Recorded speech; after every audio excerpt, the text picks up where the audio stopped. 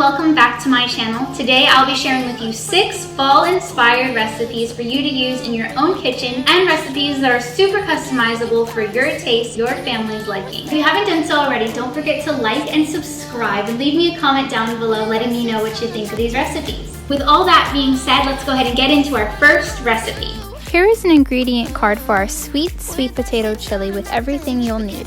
Take a screenshot so you don't forget anything the next time you're at the grocery store. What you'll need for this recipe is some red cayenne pepper. This is optional if you like a little spice to your chili. We have some garlic powder, garlic salt, 1 sweet potato. If yours are a little smaller than this, I recommend 2. We're gonna need part of a yellow onion, some chili seasoning of your choice. You can also make your own. 1 can of drained kidney beans. I'm using a ½ cup of restaurant style salsa and 1/4 cup of brown sugar. The first thing you'll wanna do is start peeling your sweet potatoes. I just have 1 here because mine were very large, but if you have smaller sweet potatoes, you can do more than 1.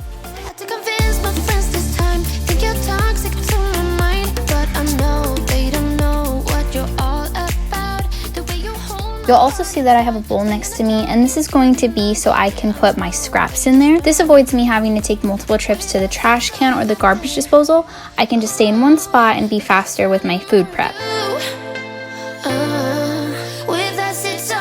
The next thing you'll want to do is start dicing your sweet potatoes into little cubes. This doesn't have to be perfect.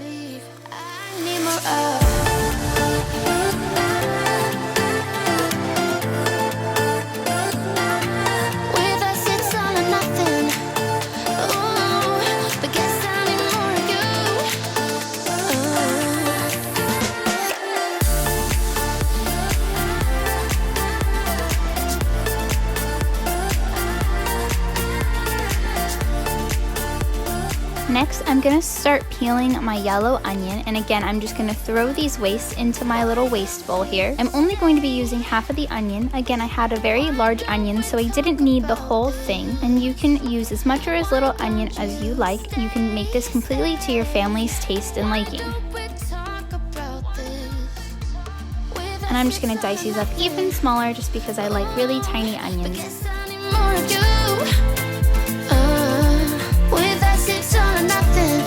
I'm gonna add that to my crock pot. If you have time, you can go ahead and pan sear that. However, I was in a rush this day, so I just went ahead and popped them straight into the crock pot. I'm also gonna throw in our diced sweet potatoes and our drained kidney beans with our brown sugar, our salsa.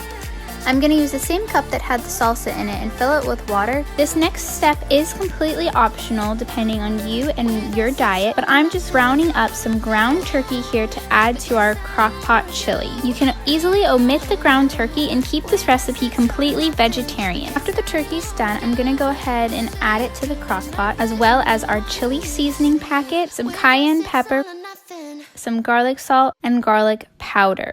After that, you'll just want to stir everything together and cook on high for 4 to 6 hours, depending on how strong your crock pot is. Alright guys, and this is what the chili turned out. I'm just adding some sprinkled cheese on top, and it looks delicious. I'm here with recipe number 2. This is going to be a lunch option, or if you'd like, you can double the portion sizing and add some veggies and make it a dinner. But we are going to be making some butternut squash ravioli with some crescent rolls. Here's what you'll need. So these are the Kiana brand butternut squash ravioli. They also have a pumpkin and sage flavor. You can get these at your local Aldi's. Then I have any brand crescent rolls here. I'm going the easy route. I just have some Walmart brand. These are super easy. They cook in just a couple minutes in the oven. I have some Gouda cheese. I have a block here that I'm going to go ahead and shred up. This is going to be for garnishing. And then my sauce choice for this ravioli is going to be this vodka sauce by Bertolli. This one is one of my favorites, and this is going to be a super easy recipe.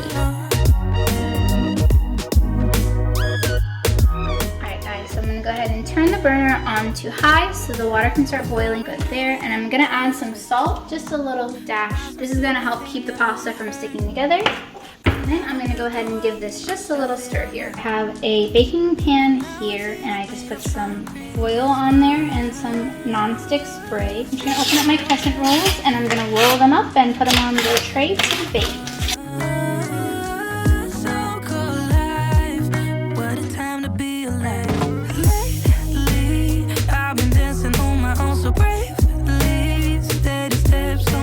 Raviolis have had a little bit of time to sit on the lightly boiling water. Go over to the sink and drain this. That's good. And then I'm gonna go ahead and just bring this right back over. I'm gonna pop open my Bertolli vodka sauce. I'm gonna stir this around. I love the orange color that this has. It gives it a really nice fall look, which is even more fun for today's video.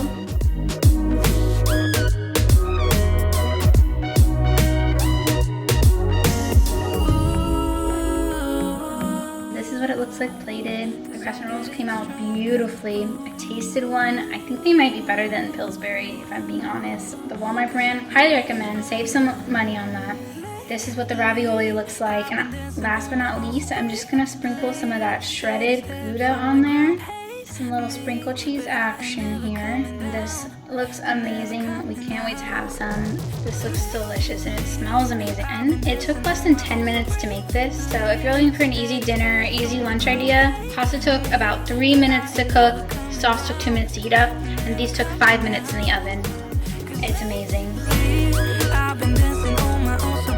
Alright guys, this is recipe number 3. We are going to be making a taco baked spaghetti squash. What you will need for this recipe is a half cup of water, a can of drained black beans. We just have some vegetable oil back here that we'll be using. You can use your own choice. We have a packet of taco seasoning, some cayenne pepper for kick, some garlic powder, garlic salt.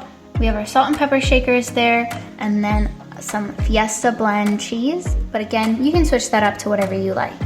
Let's get started. I have Chance here. He's gonna go ahead and slice our spaghetti squash for us. When you're cutting the spaghetti squash, you're just gonna wanna cut right down the center. It's actually kind of hard to slice it, so make sure that you do be really careful and try and get it as even as you can. Awesome, so now we have this inside, and all you need to do to get rid of the seeds is you're gonna take a spoon and you're just gonna scoop them out. From here, you have 2 options. You can save the seeds and roast them with some sugar, cinnamon, or even with salt, whatever you prefer the seeds for, or you can just go ahead and dispose of the guts of the squash.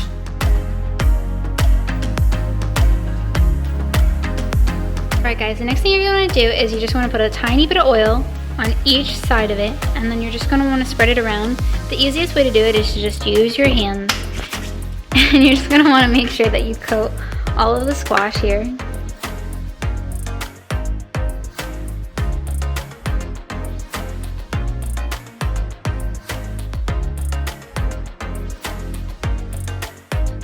I put some salt here in my hands. This is just going to allow me to have a little bit more control over how much I salt these.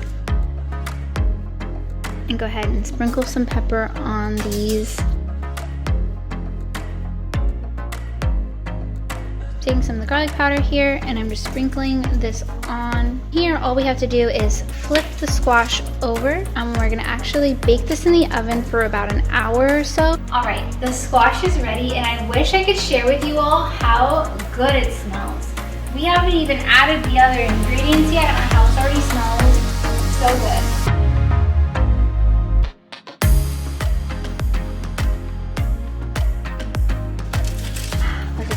Nice and golden. This is perfect. And here is my favorite part about spaghetti squash is the fluff. Spaghetti squash is super easy. It just fluffs right up. Alright, so now I'm just gonna brown some ground turkey.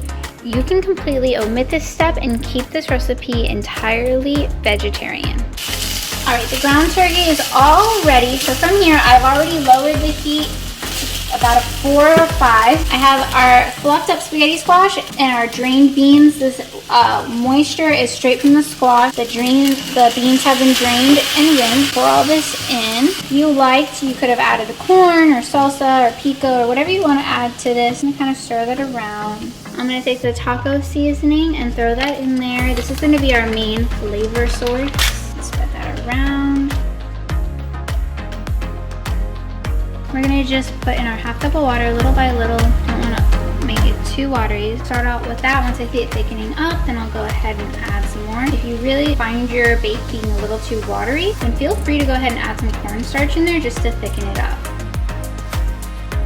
From here, and this is entirely optional depending on your taco seasoning and your flavor preferences, but we're gonna add some more seasoning, ground red cayenne pepper, garlic powder, a little bit of garlic salt here, and I'm just gonna mix all of this up. Now, here are your options. You can go ahead and make a rice to go with this if you'd like. We're gonna leave ours like this.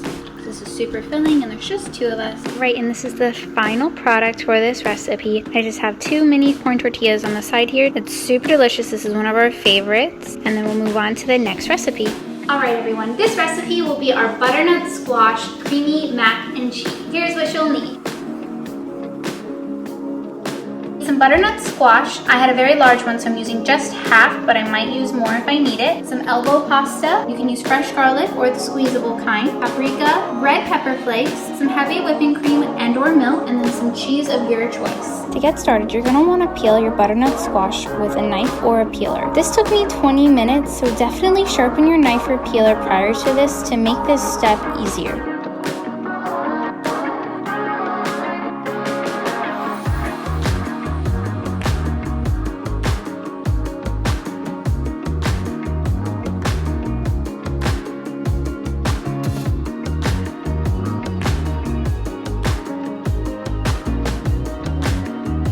Once you have it all peeled, cut it into little cubes.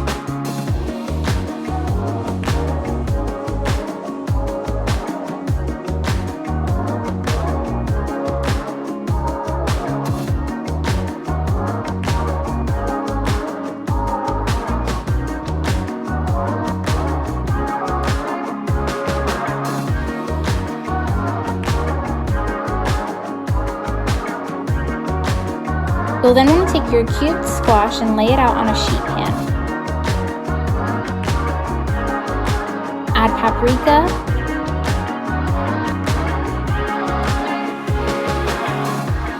red pepper flakes, and garlic.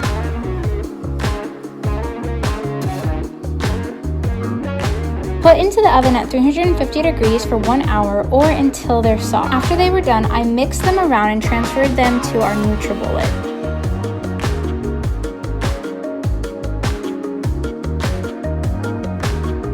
And I added some heavy whipping cream and I blended this all up. After you're done blending, go ahead and cook your pasta and you'll want to save about 1 cup of pasta water.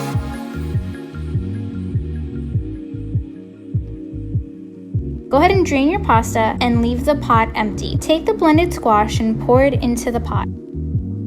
Add the pasta water and mix it. Once mixed, then little by little add in your cheese.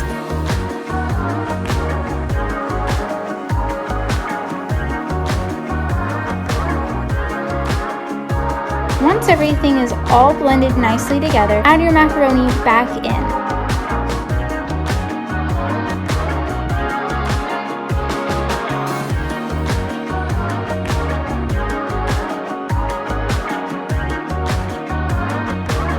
This one was a favorite because it was a nice blend between healthy and comfort. Today we're going to be making a pot roast in our crock pots. Here's what you'll need.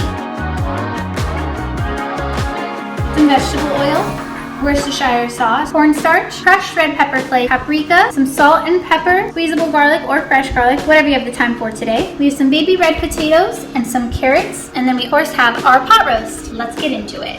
First, you're going to want to peel your carrots and then chop them into pretty big chunks.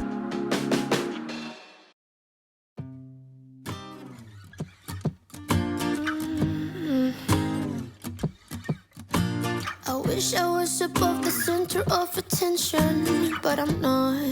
You also want to cube your potatoes. I don't recommend making these too small because then they'll turn into mush in your crock pot. I'm posting pictures. Once done, go ahead and throw these into the crock, and then in a pan you're going to want to roast your chuck for 5 minutes on each side. This is also when I added any seasoning that I wanted. After this, place the chuck into the crock pot. Using the same pan, you're going to roast some garlic with a tiny bit of your beef broth. And take the mixture and pour it onto your chuck roast. Pour the rest of the beef broth onto your vegetables, trying to avoid the meat. Then add your Worcestershire sauce, your paprika,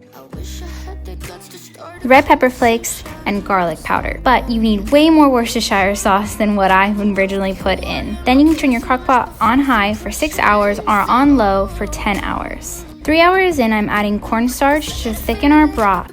Mix this really well. Then I cut the roast into large chunks and added more garlic salt. Yeah, I got a feeling that it could be great. Skip all the acts, stop playing games. No one can sit in there with me, I won't be ashamed. This recipe turned out great, but next time we'll definitely want to add more Worcestershire sauce, and I'll definitely opt for cooking it on low for 10 hours instead of on high for 6 hours. All right, let's get into the next one. Alright, and the recipe you've all been waiting for. This is the Starbucks CopyCat pumpkin cream cold foam that you can put on top of your iced and hot coffee. Here's what you'll need. This will be the only recipe where exact measurements are kind of important. You'll need 4 tablespoons of pumpkin puree, a bowl and a whisk, ground cinnamon, pumpkin pie spice, vanilla extract 3 tablespoons, 1 cup of heavy whipping cream, and then your preference on how much sugar you want in there. Let's get into it. Start with 1 cup of our heavy whipping cream. I have chosen a bowl that has a lid so that I can store this easily. I've already measured out 4 tablespoons of pumpkin puree, and it's just me and Chance having this. I'm just gonna use my finger to scoop that out. From here, we're gonna go ahead and add 3 tablespoons of our vanilla extract. I'm just gonna eyeball how much sugar I want in there. Always start with a little bit less because you can add more as we go. I'm also gonna eyeball my pumpkin pie spice, add some ground cinnamon in there as well. And then just like a whipped coffee, whip this until you have an arm workout.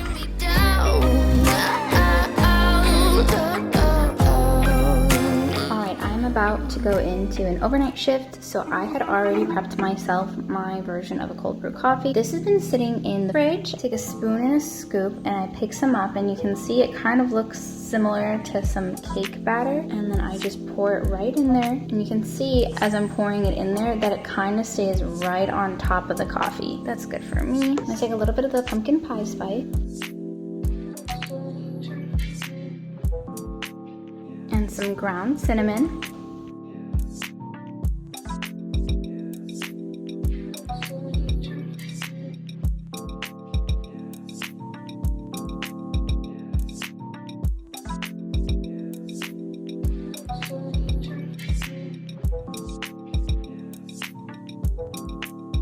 Alright all, and that was all the recipes that I have for you. If any of these recipes inspired you for this fall season, don't forget to give me a thumbs up down below. It really helps out my channel. Thank you all for watching. I'll see you in the next one. Bye!